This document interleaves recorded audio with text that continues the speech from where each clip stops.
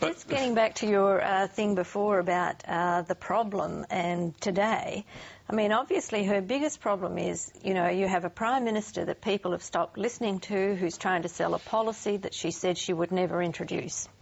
So she's starting from way behind the eight ball, and to try to get people to listen to her, to believe her and to persuade them, and you've got to say that her communication skills really aren't quite what they should be.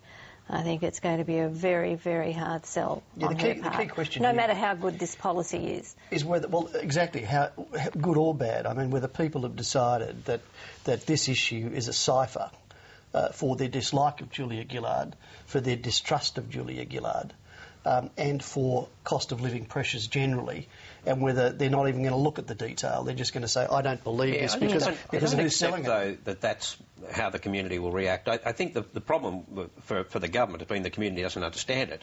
Now at least there'll be an opportunity for them to see it explained to them, but will it be explained in simple enough terms? Well, I think one of the problems they've got here is, one, it's really complicated, but two, there are two sort of downsides or bits we haven't really looked at here.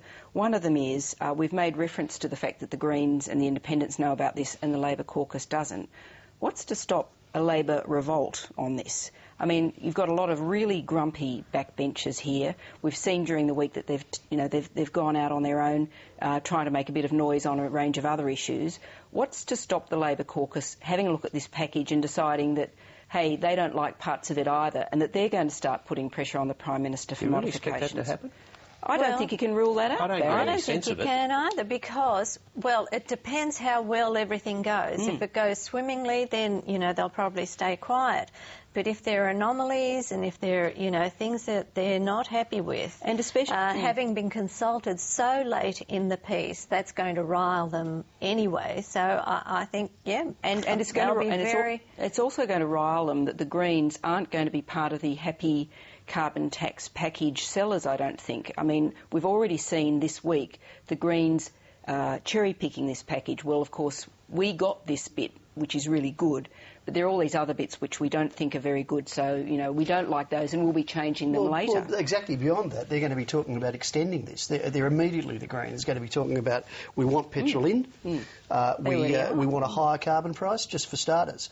I mean, that's the way they're going to be talking. They regard this as, you know, an interim step, not the final destination. And Julia Gillard's going to have to watch her flank on that.